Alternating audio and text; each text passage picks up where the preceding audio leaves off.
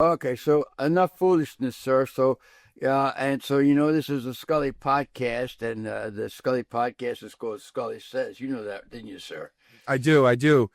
Follow us on Facebook, Twitter, Apple Music, Spotify, anywhere that you get your podcasts. We will be there. And if we're not, let us know and we will. And can I say something real quick? Smash that like button. Absolutely. Yes. Oh, he forgot that. He forgot to say that. I did. Well, sir, this. There'll be a reduction in your salary. I can tell you that right now. This is no laughing matter. Anyway, so at your suggestion, sir, I believe we're going to talk about ice today. Are we? Yeah, I figured I wanted to cover a little bit of that since it's the current, thing that's dominating the news cycle, and I think there could be, there's some perspective that can be applied that's not. I see. Well, now this is going to come as a terrible shock to you, sir, but I'm going to give you the old school. The old school, and then we can go with the current school or the new school as you will. So here's the old school. You see, back in the 60s, there was a gentleman by the name of Richard Daley, and he was the mayor of Chicago. This is not Richie Daley. This is his father, yeah? And so they had across the street from the Hilton Hotel in the park there, they had a bunch of demonstrators, do you see? And so Mayor Daley told them that they should go over there and see these folks and introduce themselves with what they call clubs or batons or what have you, see, and to use them freely, which in fact they did, you see. And there were a number of these folks that were taken to the hospital and so on. And then he also had this idea, this crazy idea with looters. You know what he said about looters, don't you? Can I jump in here? No, not yet, sir. I'm waxing eloquently. He said about looters. He said shoot them on sight. You see, and he said the reason for that was because when you have looting, you have a breakdown of society. All right, and so here's my take on this. I'm not suggesting that we go shoot people or we go beat people. Well, maybe anyway. But here's it. This is my suggestion. There is what they call fear. Fear works well with a lot of things. If you went to parochial school back in the day and you had a nun that had a ruler in her hand, fear worked very well. And so they were able to control classes that had as many as 60 people in the classes, and they controlled them quite well. There's no problem with that. And so I'm suggesting that today we don't have a lot of fear. And so that by and large, if you are going to protest, you're going to be taken into custody, perhaps, and only as a last resort, and then very tenderly, you see, and then maybe the handcuffs will be applied to you, and then if you went in on Friday night, you'll be out by Saturday morning at the very latest. And so there's very little intimidation, very little fear, and so people basically feel that they can do what they want. Now, this thing that happened with Miss Good, this is a very bad thing. And what has happened is this is out of the ordinary by far. And this has not happened in many, many years that a demonstrator is shot and killed. And it's got to the point that even Joe Rogan right now is talking about it and saying that it's gone much too far. So that's kind of the setup right now. So I believe that these folks feel somewhat entitled and unafraid to do whatever they're going to do, and evidently they're doing it. And so that's the situation that we're in right now. And so, having said that, I believe Thomas had something that he wanted to add. Well, I think there's an important distinction to make between a demonstrator and someone who's using a multiple ton vehicle as a potential weapon. So I think before it goes any further, you have to kind of differentiate between the two. If you're peacefully demonstrating, if you have signs, if you're protesting, if you have things that you want to share that you're upset with, that's a civil right, and by all means that should be protected. But I think once it crosses the line where you're endangering the lives of others, then that goes beyond a demonstration. It becomes an act of violence. And I would say, I think I think that one of the I've talked with so where I work is obviously very left leaning, so I get a lot of different perspective from some people maybe from where I grew up, where it's a lot more right leaning, and a lot of the people that I talk to there's just just instant hate it, a cab behavior, that type of thought, and I have a hard time changing those people's minds or even having really like an intellectual conversation about it with them because they're just so emotionally charged. Fine, no big deal. But one of my favorite people to talk with, she also is like, very much left leaning, very much about the social justice and everything like that. And she says when she's watching that whole thing, the only thing she could think the whole time was, why is the wife throwing a match on this powder keg outside the car? Why is this lady calling the officer the B word and saying, you won't do this, drive off, all this? Why is she sitting there inciting this? The other girl in the car could have been, it could have all been avoided had it been a normal, just not, not driving directly at someone. And again, I think that if you say the guy could have got out of the way, all that, listen, I'm not in the situation. I have no idea. You know what I mean? Like I can't, I don't dare to act like I'm a person who's been in front of a car running at me and you know what I mean? I don't know. So, but yeah, I just look at it like, what is your business there? Is your family, are you protecting your family? I understand that emotions could get the best of you. Is your door kicked in? Is there a personal relationship that you have with the situation? Or are you a transplant from multiple places, including Canada, prior to this? And like, I want to make sure that everybody knows it's a tragic situation. Nobody wants to see that, including the guy who pulled the trigger. Like that, like I would hope and I would assume. But what's your business being there? And at what point is it appropriate to block an intersection in any situation, unless you're trying to prevent someone else from being injured? But by blocking the intersection, like you said, Patrick, you're igniting it. You're by the wife jumping out and yelling expletives and demeaning the officers who are doing their job in a high pressure situation. Nothing is going to like simmer down. Nothing is going to get easier. And I think what frustrates me so much about a lot of the people who are like anti ICE and honestly, don't get me wrong, I'll frankly come out and say I don't like the way that ICE has been doing a lot of the stuff that they've been doing, to be honest with you. I just don't like I wish that like I'm a person who doesn't even like undercover cops. You know what I mean? Like I like the idea of like clear marked, you're a public servant. I want to know who you are. I want it to be. So that's part of the thing that bothers me. But what I was going to say is I think that people freaking out on the officers is such a problem because it's not the officer who's making legislation. It's not the officer who deploys them. It's not the officer who develops their tactics. That's just a guy doing his job. At the end of the day, you might not like the way he does his job. You might not like what his job does, but he's still a human being. And had that been met with a conversation where it's like, hey, I'm mad at you because of this, and this, and you're going and having a conversation with him, sure, he might say F off or whatever. But at the same time, that would actually maybe get you somewhere. You're extending that olive branch to have a conversation and maybe get somewhere and figure something out, at least with the individual ICE guy. But he's not the system that you're raging against. Well, one of the things I noticed, you said that you didn't even like undercover cops, and I could see with your background where that would be a problem. And some people have said that perhaps you've been putting some stuff in the pizza sauce, and I don't want to hear that either. Do you see what I'm saying? So to just be careful, because all this is being recorded, and yeah, you make down for your pizza. That was the guy before me. The laugh is on you, ha ha, sir. You hear me? You think that's funny? I do. Let's get back on the subject, sir. Once again, you've derailed us. Promo code Uncle Tommy, free drink with purchase of large pizza and an appetizer. This. You've been officially derailed, Pops. Look at that.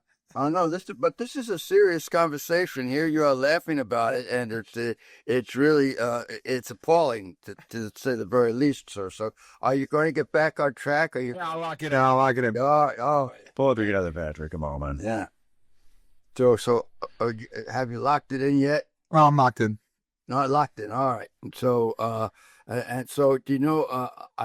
I get the Wall Street Journal, as do you, sir. You know that, right? I do. And, you know, on the Saturday edition, right up on the top, it says Trump's Joe Rogan problem. Did you see that, sir? I did.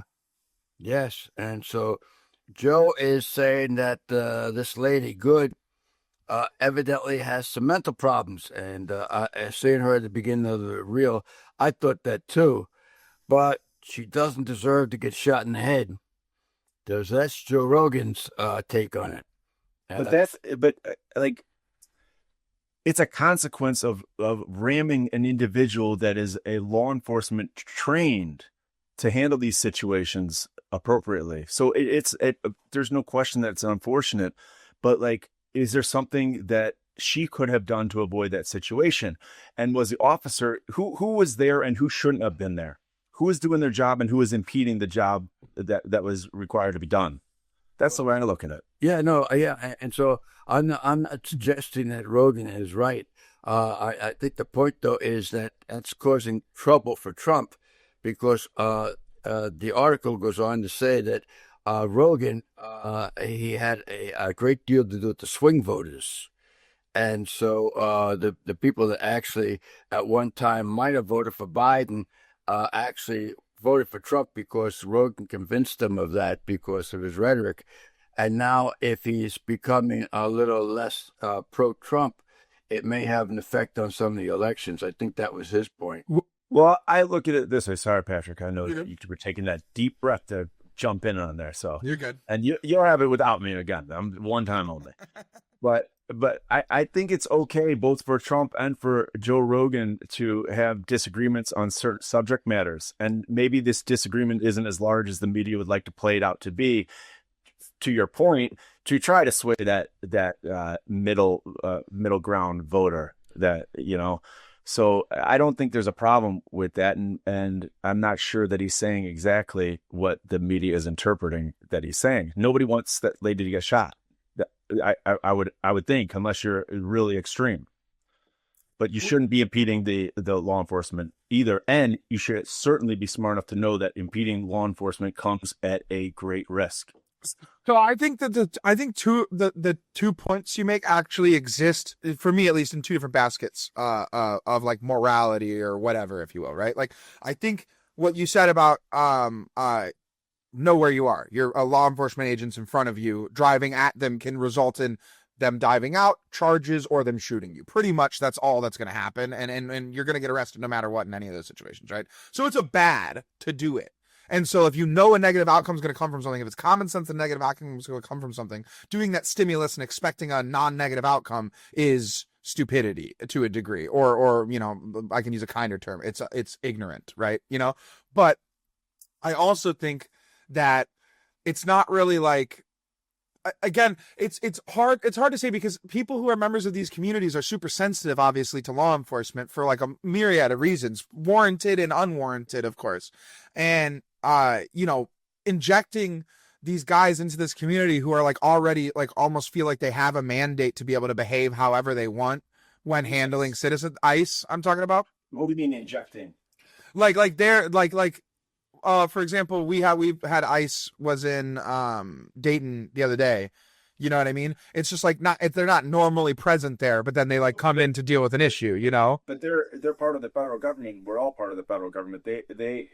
That's their job. There's not an injection. I think that's a misnomer, and I think that's like the problem is that people act like they're not supposed to be in these areas, and in fact they are. That's their job.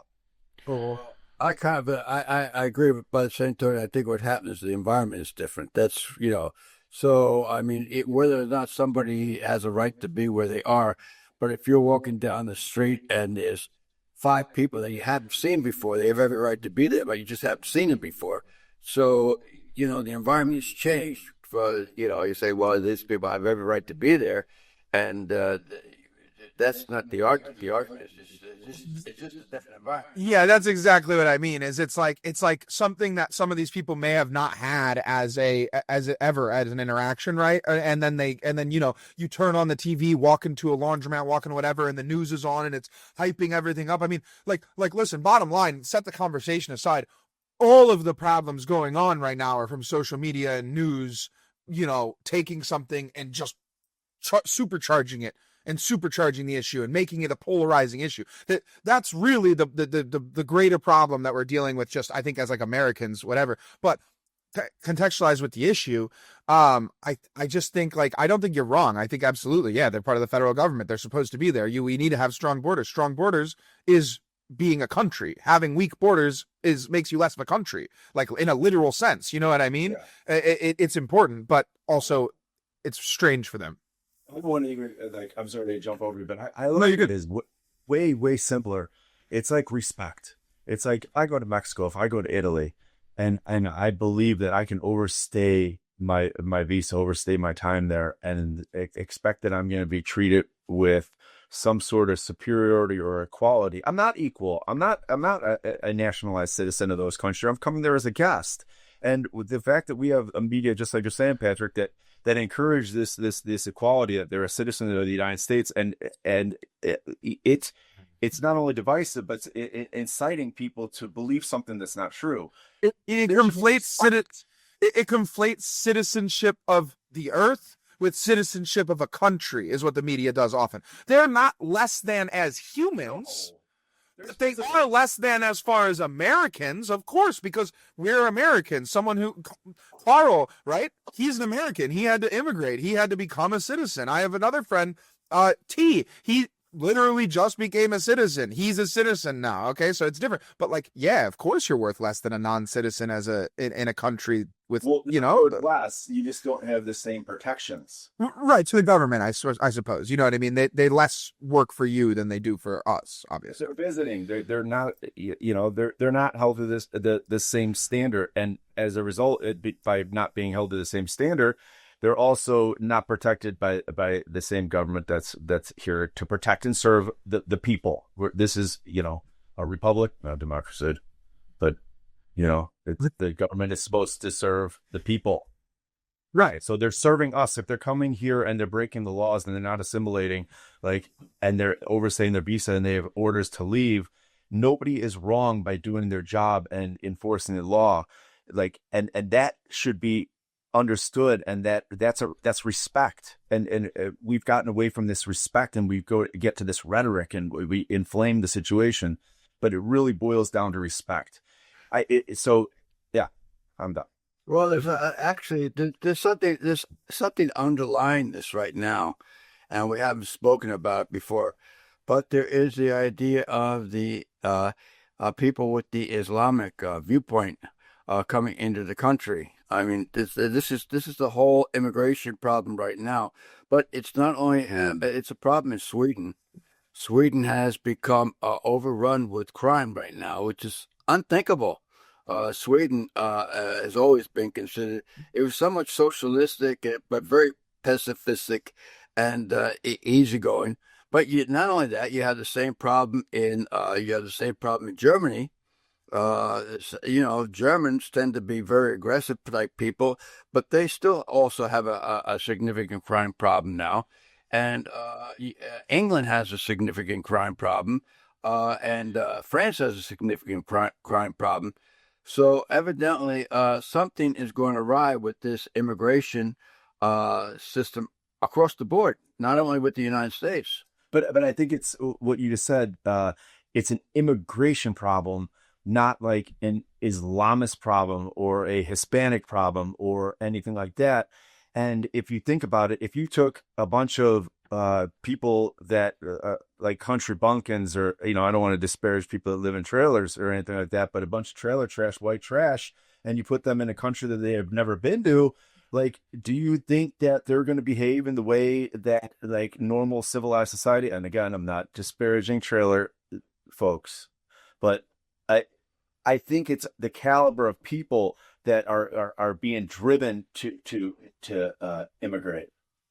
So you're saying, basically, just for anyone who doesn't understand that, you're saying basically, if we were to be saying Americans are immigrating somewhere, we would be sending our West Virginians and our Pennsylvania coal town people. And no, listen, to be clear, our Midwest up from the flow up. I love the Midwest. All right, so we're chilling. I love any of them. All the weirdness. I don't care. But that's sending those people would.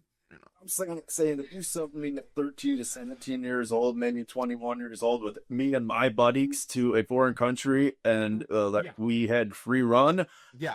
I don't think that we would have behaved well either. No. 0% chance. Yeah, so it's not like, I don't think it's about like a religion or nationality or anything like that. It's about like the group of people. It's about maybe socioeconomic status. I don't know, but it's about a certain group of people that are brought over and encouraged to be here. And it's a economic migration and an I forget that word. It's an opportunity migration. It's a belief that there is something to be had, and there are NGOs and all sorts of government like organizations or philanthropic organizations that set these people up in a way that, as citizens of the United States, we don't have access to those same programs, and we don't use them because we, as a society, we are trained that those are for people that are in need. So well, and so I told you guys I had the conversation with the person who had the perspective that the wife in that ICE shooting was really the real worst of all of the things. Even the cop, the worst thing was the wife supercharging that situation from the outside, you know? Yeah, no, it sucks. I mean, it's terrible, but that was her take, and I don't disagree with her necessarily on it.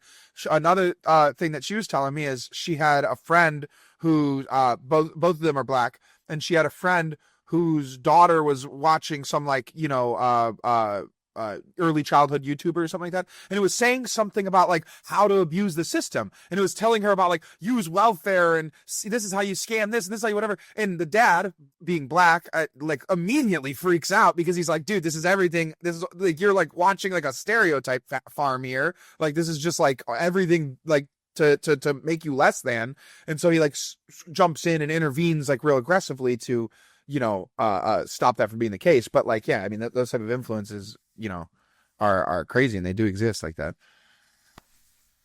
So, but nonetheless, I think going back to the fear aspect, you know, a lot of times these folks that come into the country, they feel as though they're not going to be penalized and going to be punished, and so wait, they are going to be punished or not going to be? Are not exactly. And so, you know, if it's like the old nun, if you cross the line and she's coming at you with the ruler, you're going to start behaving yourself a little bit better, you see, because fear will do things to you.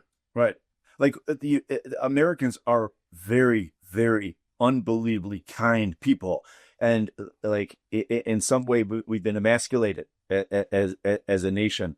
But you know, I live in San Pedro, California, and Patrick, I'm going to give you a new word. That's a synonym, meaning that's the colloquial like pronunciation of a word that exists elsewhere and is pronounced differently. So synonym, not synonym, not like the shirt that I'm wearing. That's San Pedro, as in the hallucinogenic cactus contained in ayahuasca, but San Pedro, California. So I'm driving around, and it's a Friday night.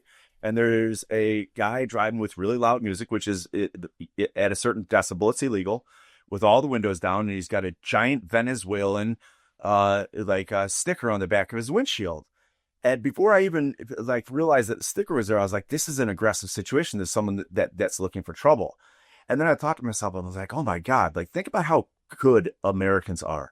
Like if I did that, imagine if I went to Venezuela and put on a big giant American flag on my truck and then drove around listening to like David Allan Coe or something like that.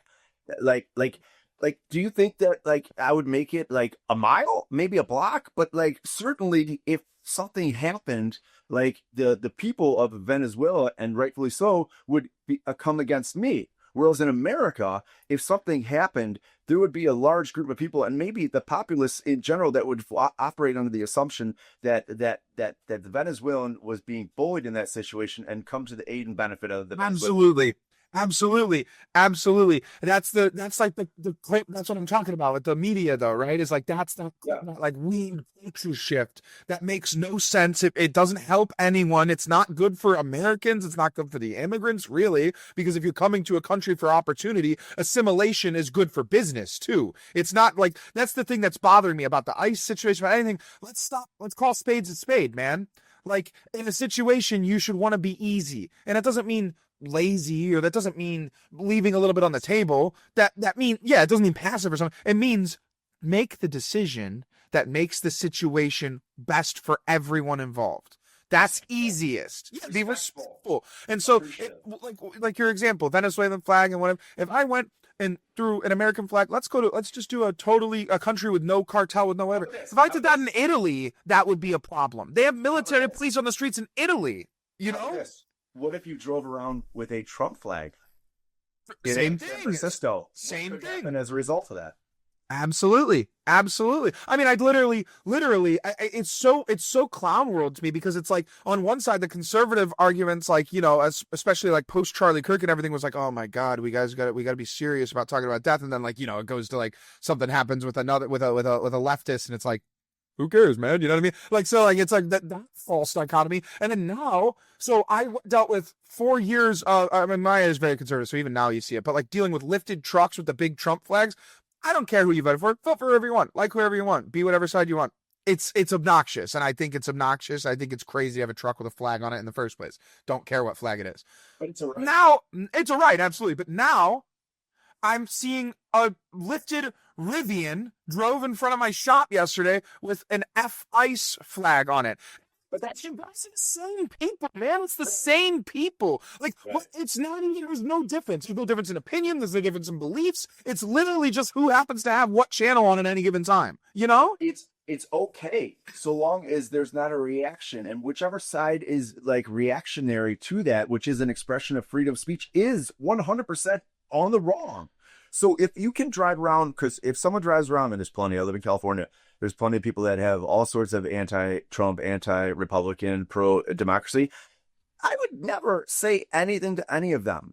But if, on the other hand, if someone drives around with a pro-Trump or pro-Republican or pro-conservative values and they're being harassed, well, then you have to call it, as you said, call it as it is.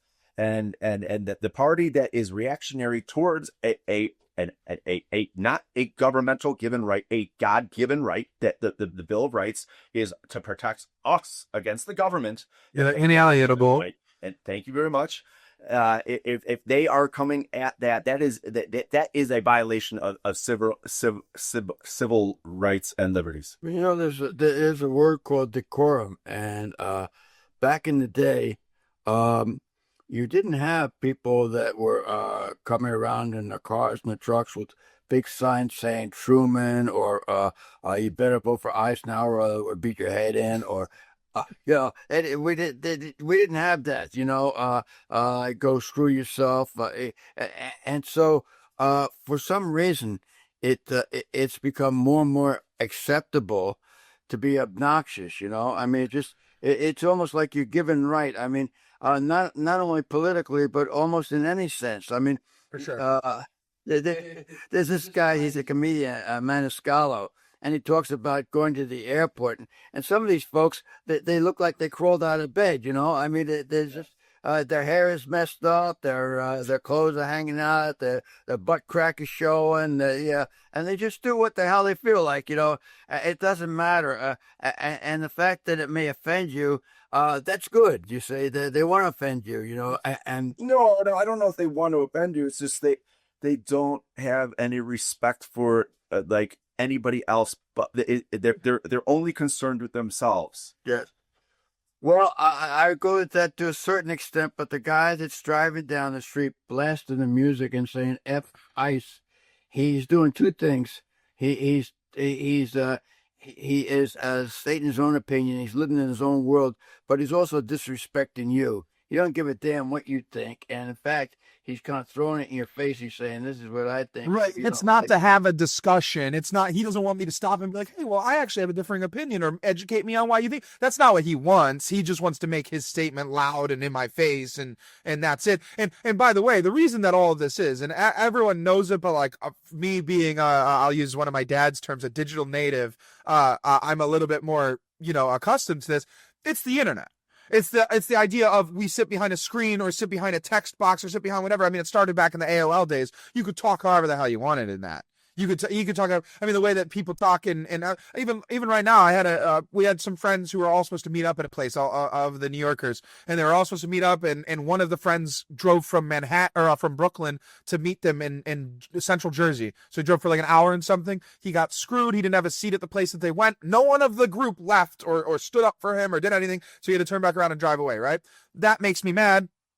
I'm talking to them about it, and the reactions I'm getting there would only exist in a text chat. If there was 5 of us standing in a room together, and I was like, "Hey, that's like crazy," as like 4 30+ grown men to let one of your buddies drive 2 hours round trip because an event got sold out, like just go to a bar nearby or something, right? Like, you know what I mean? Like do something for the chill. That's what normal people would do. But because this internet like subculture or whatever has like driven so hard, people can like live these like separate lives together. You know what I mean? Like no one's actually worried about including someone else in their life. No one's actually worried about like how you feel or how you feel or how you feel about anything. They just want you to assimilate to like their worldview or into their group or into whatever and just be that, Yeah, but Aldo, it's not necessarily social media per se. It's more of the algorithm that selects and creates like an echo chamber.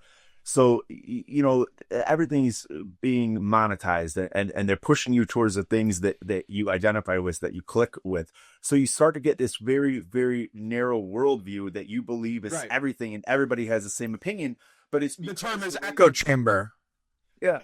So you're being encouraged to see only things that you identify with and agree with, and then you develop this belief that that's how everybody feels. Right. And then like for me, like I like conservative. I live in California, and I get to listen to anybody tell me anything, and I don't share my opinion on that. I may say things that are like neutral, or you can figure it out, but I'm not free to really discuss the way that I feel about nowadays. No. And for 2 reasons. Number one, because I think it's respectful to John. So I like to operate with respect for others. But the other is that just do my job. I have an algorithm delays. I could have people cancel me, although I don't do social media, so there's a good long with that. But like there's a risk to it. Right. And I think that so here's the problem, right? There being a risk to saying your political beliefs on both sides would not be quite as big of a deal. The fact that it's one side where it's that risk is the problem, right?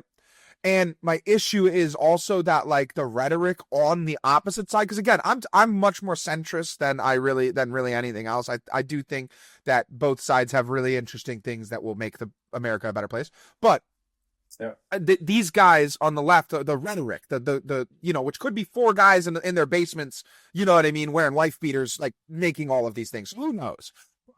These guys' thought process. I mean, from the Kathy Griffiths with the severed head of Trump, I saw that as a profile photo for the first time in years the other day. So that was someone's profile photo. No comments underneath that. No one commented underneath the post that guy made. No one said anything. There could be a guy with, just a banner that says like, Fishers for Trump or something. And everyone would be on his neck. And it's like, one of those is actually though, like damaging. The other one is like a guy supporting his sitting president. Disagree, agree. I don't really care. Like you can not like Trump. That's totally fine. I don't like Trump personally, but like, dude, We'll save that one for another one.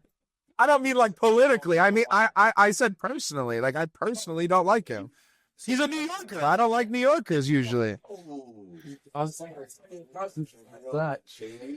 that, yeah, but they're not. They're like real New Yorkers, not the like caricature of a New Yorker. You know what I mean? Like Trump's like a very caricature of a New Yorker. Like everything in New York is the best. I'm the best. We're the best. You know what I mean? Like I don't care. You're not. Yeah. But I want to tell you how upside things are sometimes. Thomas was talking about L.A., so I thought I'd bring L.A. into the picture, and I thought I'd bring your aunt into the picture. A very a gentle person, a person that really would not hurt anybody, don't you see? So she's in San Francisco, of course, where all the gentle people with flowers in their hair reside, you see. And so she decided to get out of that area because it was too messy walking on the sidewalks. Do you see what I'm saying? She didn't download the Poop Patrol app. That is correct. She did not. She did not do That's so. That's the second Poop Maps reference on the podcast, by the way. Yeah. Today? Okay. No, ever. We've done that before. Yes, we've done a whole. So she using the internet, don't you say? We use the internet because you can get all kinds of good information. And she sees this beautiful apartment building in downtown Los Angeles. It's beautiful, spacious. You look out the window. Trust the internet. Don't call your brother who's lived there for 10 years. So we go down there. We go down there, don't you see? And they find out a little bit later that there was a body that was discovered there a week or two earlier, you see. And then they find out that there are a number of folks from Venezuela and Mexico driving Alfa Romeos and very expensive vehicles, you see, and also selling some illicit material and being basically what they call gangsters. You see. Well, and I think there was some services they were selling too that other people were providing. Oh, indeed. So have some compassion. So this aunt of yours, this very liberal aunt of yours, it was with the two little children, tiptoeing out of her apartment, afraid for her life. Don't you see? With every reason to feel that way, in her own country, having these other folks that are neither citizens and in all probability have no right to be there in the first place, but intimidating anybody in the area, you see?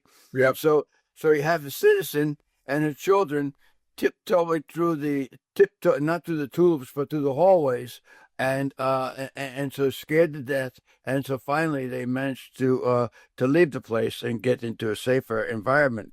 But you see how this is turned around to the point that you have the citizens, the actual citizens who were born here, that have every right to be here, that are afraid or being intimidated by people that actually have absolutely no right to be here, and they seem to be. There's no consequences to these people, and they're free to do pretty much what the heck they want. That's a class, really. Mm-hmm. Well, and I mean, I like that. That's the stuff where, like, if I there's a lot of stuff where I trend left on. I'd like to, I'm not opposed to the idea of political identity, but like that's the stuff where it's like there's no way to be on one side because that's the right opinion is the only correct opinion in my opinion on that. Like that's not acceptable. That's not acceptable, period. And it's not, again, we were talking about, well, if we were talking about right in San Diego where the border is, that some stuff like that goes on, I could say, okay, that's unfortunate, but I understand how it's very hard to police that area, okay? I could understand that, right? But we're talking about DTLA. We're talking about a top, 3 metro area in our country. We're talking like the jewels that lay on America's neck is Chicago, New York, and LA. Those are our cities that are world class, truly. And of course we have other ones too, but those are the cities that are our big cities. The idea that you could be downtown and there could be a bunch of foreign nationals that have such a imprint on the area that you don't even want to live there as a 35-year-old American, that's crazy to me, right? That's unacceptable. But a lot of this, I'll go back to the problem is the internet. We have gotten into a society where we believe the internet instead of calling someone on the phone that has a direct experience or having some insider information. We rely on the glossy color photographs that are posted on the web. Well, nobody's going to tell the real story. They're trying to sell and rent property. Although I have to make a disclaimer. There has to be a disclaimer here. Okay. You see, we're on the internet right now. Yeah, I know it's not all bad. So you have to believe every single word that comes out. Trusted sources. Oh, see what I'm saying? This to make that clear. The problem, and what I was saying earlier too, is I wasn't really even talking about the media as being the necessarily big problem in the internet, but it is. That's a huge problem. But I'm saying it's the removal of the conversation that happens here. You know what I mean? In my business, I deal with I have to be there, right, in order to be doing the business. So I interact with people in person all the time. But even on a phone order versus a person in front of me, a phone order, someone's takes 10 minutes. You're sitting there oh my God. And you get more and more curt as you're sitting on there. When someone can stand in front of me and do that, I'm like, yes, sir.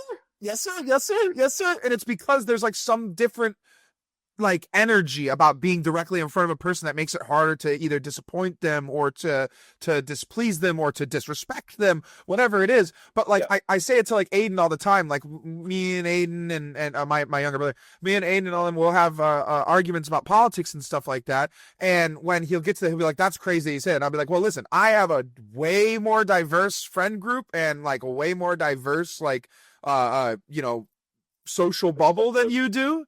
Yeah, perspective for sure, but my social group is literally more diverse than you, and none of these people would ever say what you're saying to me, condemning me for being XYZ to my face, and I talk the same way to everyone that I talk to. So it's and I don't mean that to say like, oh, I'm some big tough guy. Like, no, I'm not. But if I talk that way to someone and someone has a problem with it, they're going to be like, "Oh, actually, I didn't love the way that I didn't love that. I think that maybe your perspective needs to be more formed on that." Is the worst pushback you get in person 90% of the time. Of course, people yell at you. Of course, people get annoying, whatever. But like 90% of interaction when it's face to face is positive. You know what I mean? It's the internet that removes that, and now you can just be like, now I can say, well, I don't care what you have to say. I don't even have to look at your face. I don't have to look at tears welling up in someone's eyes when I give them bad news. I don't have to look at red filling someone's face as they get angrier and angrier. I don't have to watch someone clenching their fists because they're getting so upset at where I'm talking. I don't have to see those things, all those things in nature that we've been bred for, hundreds of thousands of years to notice and pick up on and drive our social interaction. They're gone with the internet. You don't have to worry about getting punched in the face. Exactly. That's basically what I'm trying to say. And we're past the 10 minutes. So honestly, it smacked the shit out of you. You can say that now. We're allowed to. Oh, yeah. In fact, in your situation, I think it may be a recommendation. Absolutely. Oh, yeah. For the most part. Oh, yeah. So, yeah, let's go. So, yeah, no, that's right. I think, we were starting about ice. Do you remember that, sir? Yes. Now, I don't know, but see, I think there was, like Yogi said, you come to a fork in the road and you take it. I think we took that fork. Well, no, I think we actually arrived at what we were trying to say in the beginning, and it's like, have respect. Like, Patrick, you mentioned, like, these people are doing a job. We mentioned that there are rules. We mentioned that there's a respect as a visitor versus there is as like consider the nationalized citizens of in the United States as this being their home. When you come into someone's home, you just don't jump on their couch and you take your shoes off, and you ask them, "Do you want me to take my shoes off?" That's the first thing that should happen to any decent person that walk in their home. And there's a version of that as an immigrant, right? Well, no, not an version. There's a group that is like encouraging them to see themselves as a protected class. Right. I meant a version of them, not a version. Massively different. Yeah. No, and so I think there's also a sense with a lot of people of a sense of entitlement, don't you see? Your rights mean absolutely nothing, you see, but their rights must be respected at all costs. You see, Protected class. Yeah. Mm-hmm. And there's a whole group of classes, different classes, in this country that feel that way. Right. Your views, your feelings mean absolutely nothing. Yeah, but their views are very, very important and must be respected at all costs. Amplified. Yep. So, well, and that's why, like, even circling back to another article you were talking about earlier in the pod was, Rogan. Trump losing Rogan, right? That's why that's such a big deal, because no, but like but it's like saying like, oh, is this a sign of him losing? It's like a thought, it's like a think, whatever. But what that would be so bad, because he is that, like, he kind of counteracts the natural way that things have gone, at least that's as a separate subject. What that truly is that's like the belief that money dictates everything. So if you have controversy, you're going to get more clicks. If you have more clicks, you're going to have more advertising revenue. So everybody, these big giant corporations are incentivized, and even individuals are incentivized to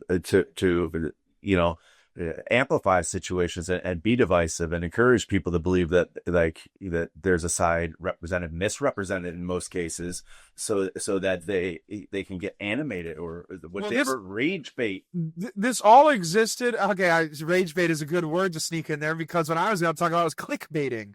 And that's where all of this came from. Was so YouTube started in 2005. I remember very distinctly when it started, because I was not allowed to use it, and so I would go to the YMCA, and then I would leave during my swim practice and sit on the computer so I could watch YouTube videos in the at the YMCA.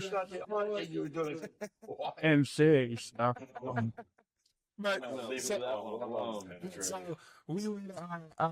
so I loved YouTube. YouTube was really, really cool, and but it was a Wild West for a long time, and so they had to step in and they had to do a lot of like legislation, like not literal legislation, but like legislation within the YouTube algorithm, YouTube terms of service, all that type of stuff.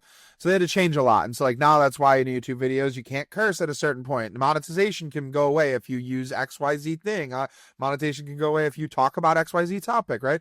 And like part of that whole thing has been them developing their algorithm, right? And their algorithm was basically, the idea was, let's get videos that have a lot of effort in them to people who will watch them. And it became, let's get videos with the most insane titles and thumbnails to the front of people's whatever. And so that became the most successful thing. Like a guy like Mr. Beast, he just knew that and did that. And so like Mr. Beast would be like, I'm going to kill this person for $10,000. And then like, you'll find out it's like not that at all. Right? But like, it's like what the drama is. Or like one of the channels that I watch all the time is Daily Driven Exotics. They literally they don't have a normal car. So they just drive supercars everywhere. They're actually near you.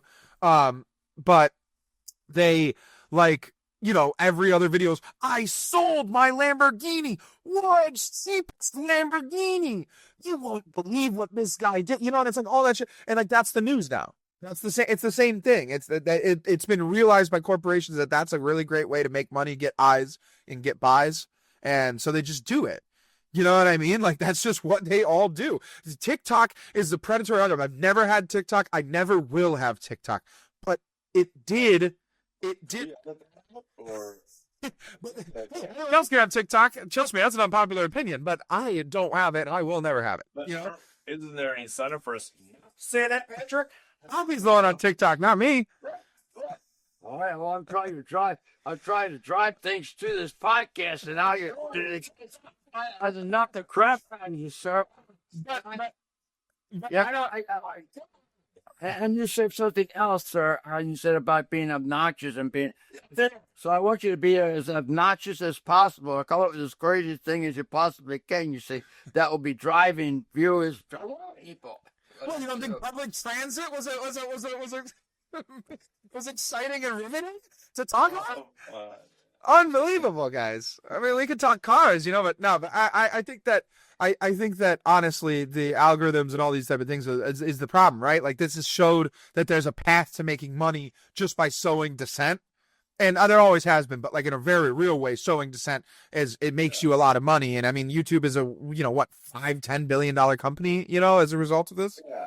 Well, the idea is to generate money, not to create like community, not to bring people together, not to enrich people's lives, like for the betterment of all, but to monetize the situation. And unfortunately, the things that, it's human nature. There's a car wreck. Everybody goes and looks. YouTube was worth $550 billion, by the way. I made a mistake there. But that's the thing, right? That's printing money. From what? From that's not even though like the car wreck thing, right? It's not that they're just filming car wrecks and people who want to see car wrecks are looking at it. Oh, they do that too. Well, of course they do, but it's filming car wrecks. It's filming car wrecks and then titling it, multiple fatality, must see, and then someone clicks it, and it's not being that, right? It's about the lie. That's the thing that has been learned from YouTube to all these other companies is it doesn't actually matter if once they get to the content even has anything to do with what was the hook or the draw was. You know what I mean? Like no one cares. It's just once they're on it, they're gonna sit there and rock. They're gonna go and watch their, you know what I mean? Like, that's just what it is. And so, sir, from sitting there and writing, how did rotting and how did sitting there get us away from the immigration? We got there. Well, all of these, yeah, and all of those things are related, right? So, like, it's like, this internet behavior is why that lady felt that she emblazoned to jump out and start talking to a guy with a loaded gun like that. And the internet is why this person thought she could just pull off on a cop. And the internet is why he thought the only thing he can do is just blast her, and that would be fine too, right? Like, that's what the thing is. It's all of those. Do that. He got hit and he had internal bleeding, like, so. No, yeah, but I mean, Either. but I'm saying, like, all of these things come from, people seeing what they see and it being rattling around in their head. If people just acted off of their own perspectives and there was no supercharging from the internet, people would be a lot more calm and deal with these situations a lot more, normally, and use their interpersonal skills to do it. We don't now because of that. And the only other thing about ICE that I actually really wanted to touch on was, so the real bad one obviously was the lady lost her life, but I don't know if you saw the other one with the tear gas. I guess apparently a guy was not involved whatsoever. Now, and again, I'm just from the most recent article I read. I have no idea. It feels very slanted, but they said he wasn't part of the protest. He literally just lived in the neighborhood. He was just leaving an area, and I don't know if it was like aimed. I don't think it was aimed at him. I think it was like an accident, but a tear gas went off and all of his kids had to go to the hospital that were in the car. So it's a big deal. And that's the type of thing that, like, the response to that can be really compassionate, and then you can, like, buy goodwill with the people, which, like, maybe will make ICE's job easier, or you can just, like, be a hard ass about it and be like, well, yeah, sometimes that happens, which is the route that they're taking currently right now. And it's unfortunate. They should take the compassionate route. Well, are you sure? Or should they say, hey, these things are the result of like antagonized people that are throwing rocks and throwing ice. They're throwing ice at ice. And people are being injured, and they are being reckless, and they're damaging property, and they're stealing the guns out of the back of the out of the ice trucks, and it's becoming a very volatile situation. That's part. It's not just that ICE is doing something incorrectly. It's that ICE is being put in these increasingly volatile situations that, of course, bad things. But the reason that's happening is because the media is so anti-Trump that they're literally giving information to citizens that's telling them you don't have to follow ICE orders, which is causing these problems. You know what I'm saying? Like, it's literally that.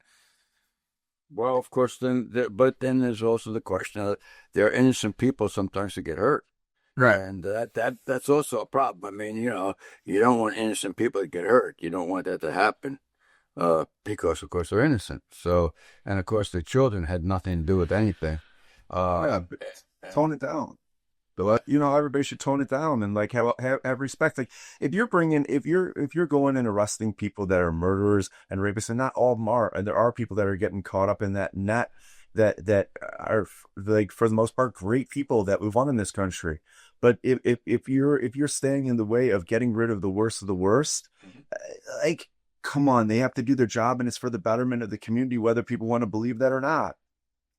Unless you exist in a community that is all, like, pedophiles and drug dealers and murderous, violent people, and I don't want to be part of that society anyway. I see you've been to Dayton, Ohio. No, I'm just kidding. I'm just kidding. I actually love Dayton, but yes, really good. So I think we've solved most of the problems. So I'm not saying all the problems, but I think all the problems have been settled, and I think that we can all agree that the internet has had an influence on us all, huh? Well, yeah, and there's one more thing. There's one more thing to touch on. It's on the internet. Yeah, it's changed the world. 100%, irreparably, and not necessarily in a bad way always too. But the other thing to talk about too is, so those two things have happened, and now there's still ice in Minnesota, and Minnesota is teetering on the edge of some not so nice behaviors, which we've seen before from Minnesota, because if you guys remember, that was where George Floyd's thing happened. Yeah, that was Minneapolis. Yeah, exactly. So that was also there. And that we're teetering on the edge of probably some real violence from some civilians and stuff here, or probably some real distasteful behaviors coming. And I think that it's important that people understand that, like, it is a large amount of all of these emotions that we're feeling are synthesized. A large amount of like the reactions that you get from other people when you like say your true opinion is synthesized. Like everyone's kind of walking around rattling in their heads with like, 15 or 16 headlines or buzzwords rattling around, just like sitting there bouncing off every side of it. And you can walk to someone and talk to them, and you might just get 8 of those to come out and none of their actual thoughts and none of their actual opinions. That doesn't make them a bad person. That's just reality right now. But like, it is going to be a bad thing if we have an ICE and a people and the people of Minnesota or whoever you will protest standoff. We don't want those things. What we want is forward progress. You know what I mean? Laterals and loss of yardage is not acceptable in what I would think you would want in your presidency or you'd want in your regime as like a Trump. And so like I've said this so many times over and over again, he's had so many moments where I felt like he could have stepped in, and even if it was just empty words, he could have said some stuff that just even if it was just made me personally feel like, okay, all right, you have the right idea here.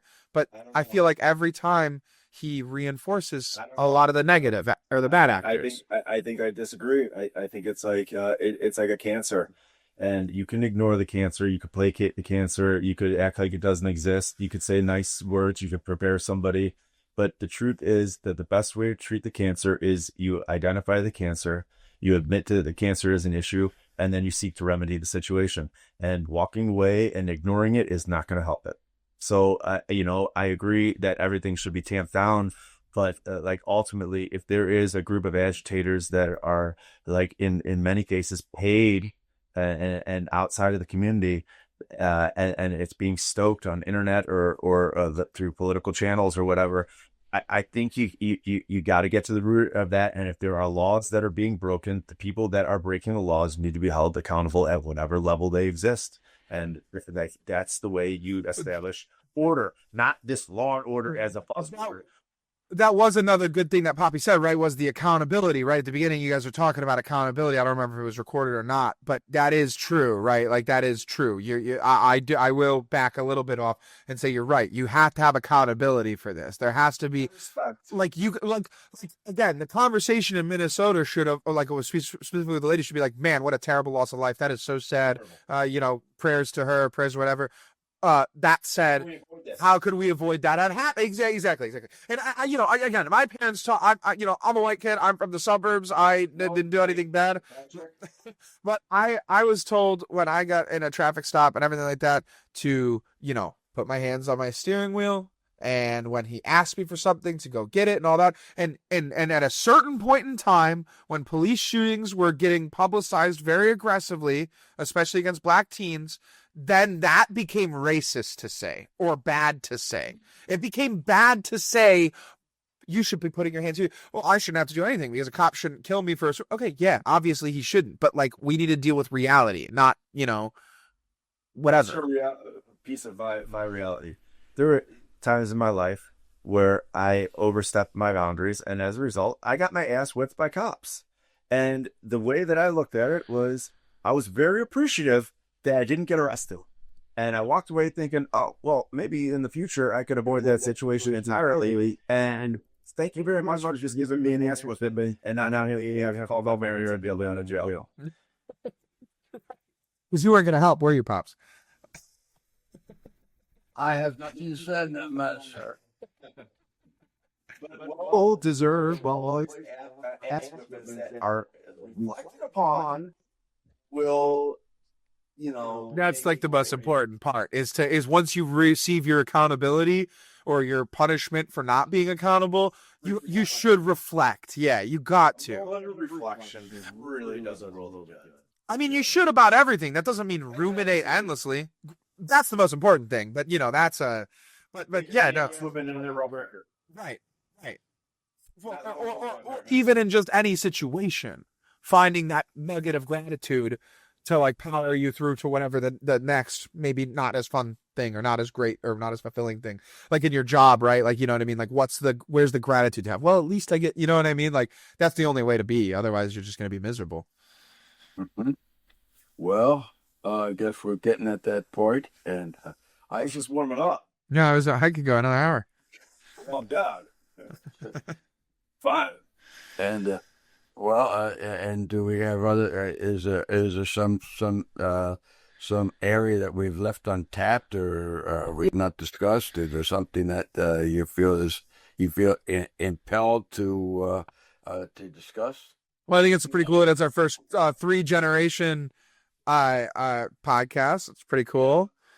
I feel like it's fun to do these things because even if no one listens, it's a record that we did have conversations. You know what I mean? We should have the region rat move over a little bit so it's directly behind you because I think that's really cool. Yeah, I do like the region rat. That's also family. Yeah. It's family art, and we should do that. And I think that that's it's like something that we could all learn from. It's okay to make fun of each other. I went to school in Southside Chicago, and I had a bunch of different friends, and we made fun of each other, and it wasn't personal, and it wasn't like meant to be mean spirit. And in fact, if you weren't teased and you weren't made fun of, people knew that you weren't really that close. Right. So, right. I mean, I've seen so much stuff lately, especially from these younger kids, because I do have a couple of younger kids that I employ, and so I see some of their, they show me stuff on social media, whatever, and they're always talking about, 2016, romanticizing 2016 or romanticizing the early 2000s. Oh, people were nice, people were whatever. And it's like, right, but like the difference was that when your buddy who was black came up to you and made a white joke, you'd make a black joke, and he would be like, "You're a POS," and you would be like, "Yeah, I am," and you would move on and go do your thing. You know what I mean? Or it was just a joke. It was just a fun. It was just a let's have a good time, and let's kind of like let it be an even playing field. And now that because it's so worried about stepping over this person or stepping over that person or being insensitive to that person, it's what am I supposed to do? I'm supposed to make insensitive jokes in a group of people you don't fully know? It doesn't work. It's not a thing because the insensitive exists as a thing in conjunction with a joke. Those two words should never exist. Insensitive joke. Right. The joke needs to be sensitive. It's like, okay, was there sensitive ass beatings? Because those are two things that also don't make sense. You know what I mean? And it's just like whatever. But that's probably. Skill that hurt the other person delivered the ass word more than the ass whipped themselves. I never believed that one when it said it's going to hurt me worse than you. I never heard that. Yeah, but but I think what your point was, you make these ethnic jokes, you make these jokes. A lot of times you make these jokes with people actually that you feel very comfortable with, you see, and so you can make these ethnic jokes with people that you like, the people that you feel comfortable with, but we are somewhat we're disassociated from each other a lot of times, and as a result, because we look at each other as strangers or people that we have nothing in common with. Differences, we focus on differences. Yeah, you make a joke like that, and it's certainly frowned on. And so, are you grooming your beard? Are you grooming your beard on this podcast? So the first things that will not be tolerated. Beard grooming is not one. So I have a bunch of. You are grooming your beard. What is that? A beard grow? Yeah, we'll speak offline. I need some help. But look, I have a lot of Spanish-speaking friends, and as a sign of respect, I want to learn Spanish. I have for 20 years, more than that probably. So I've been working on it, and I've been using the word mucho a lot. Right, as much as I possibly can, I use the word mucho because it means a lot to them. Well, and if if you don't know much, It was a joke. It's a mucho. He don't know. He doesn't know. Oh my God. Even Mr. Bully, that one. I must have been paying attention, but they say you don't have to explain good jokes. That's all I'm saying. But I feel like you should hit them with you gotta hit it at the mark. You can't go above. Right. It's too highbrow for me. It's like an IQ puzzle, I was waiting to teach you some Spanish. I was going to teach you some Spanish. I figured if you hit them with "estúpido pendejo," that they love that. That's a good greeting. You want to hit that one right at the beginning of anything. And Yes. if they're behaving bad, maybe hit them with gulo gagao. You know what I mean? You maybe hit them with something like that. Sometimes when you talk about hitting them with something like that, sometimes that the hit is more than just you say, and you wake up sometime later. You see what I'm saying? You wake up sometime later instead of what happened. You see, and so those type of greetings sometimes do not go unanswered. If you really want Rob, he say, "My tayo is jawisle," which is like, my shit's fucked up, but it's a dialect, you know. It's like Yep. pure slang. Chilanga. Yeah. Gabriel Chilanga, Mexico City. I don't really get that one. Good. But yeah, so I think overarchingly the thing, I always like to try and like sum up kind of what my thoughts were, at least at the end of a podcast, is like I feel like the thing that, as always, it's communicating with real people is always going to get you to the bottom of things way before any other entity, any AI, any internet or whatever. Use those things. They're tools, but they're tools to be used. They're not tools to converse with. They're not tools to it's not life. It's not actually, I'll even take it a step. Of course, it's literally not life. It's not reality. It's not. It's not. And so it may exist here. The computer is real. It's in front of me. The things on it are real. They're in front of me, but it's also not real. What I do in my day to day is much more, much more fulfilling. well, and much more impactful on my reality. Is my physical things are much more impactful on my reality. When Trump does something, it doesn't serve my chocolate milk in the morning. I don't care. You know what I mean? Like sometimes I could care, but like it why? For what reason? Right. Like I have work to get to. I have employees that need to get fed. I have, whatever. I have a job to do. And I don't mean that in a demeaning way. Like if someone is, differently abled or whatever, whatever, it happens. But like, I have something to do. I have a purpose. I have something that in the morning I have to handle. And so like, I'm not worried about the cycle. Life that you like to do that benefits you. It's like, I think about, this growth mindset. People talk about this growth mindset. I think to myself, ooh, that's kind of got a lot of pressure on it. Like, what about a development mindset? Develop, do something with yourself that you enjoy doing. Like, just don't do the work, just don't do the tasks that are required by everyday life, but develop yourself. Like, Dad, this is cool. Your podcast is cool. Like, here, I'm here in town to help you with close down the office. And like here you are making a transition, and you're taking on a new cool hobby way outside of your wheelhouse, and it's fun and it's cool and it's an example to others of finding something that you can enjoy that also gives to others and gives to yourself. Find those things, enjoy them, give. It was either this or assisted living. Well, I mean, if you're going to what is the one in Florida called? The Villages. Other villages, yes. It's a little bit, but what they call Florida, don't you? They call it the waiting room. Yeah. That was winning night. Yeah. So yeah. So go ahead. He's right.